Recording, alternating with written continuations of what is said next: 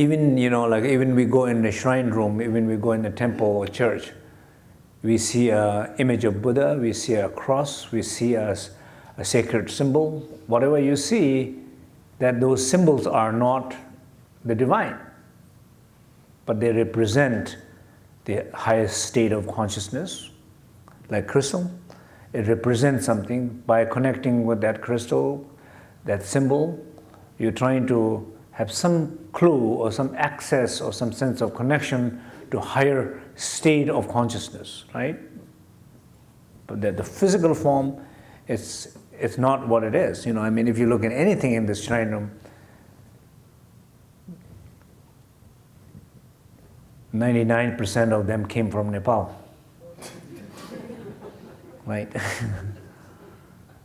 So you don't probably want to know how when they are doing it, how they did it, Not so much a form of respect or something like that, but once you authenticate, I say, well, we call Ramne, do Ramne, and once you put in a position, then when you look at these images, or you feel there's something there. So the same way. So here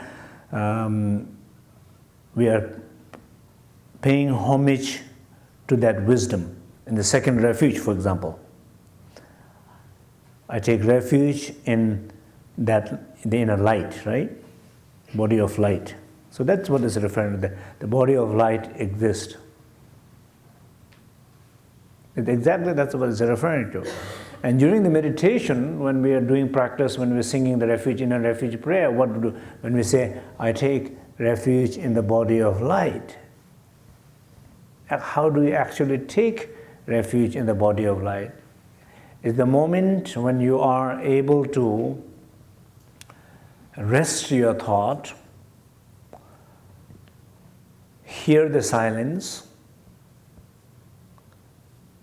In that silence, it's not only absence of things. In that silence, there is a presence of something there. There is a presence of awareness.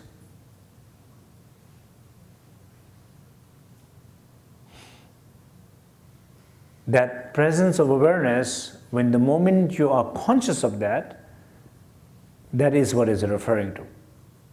Because many times, what we do in our life, we struggle with the noise. We don't listen to the silence. We struggle. We are busy struggling with the noise. We don't think even the silence exists. We don't even listen to the silence. We are listening to the noise.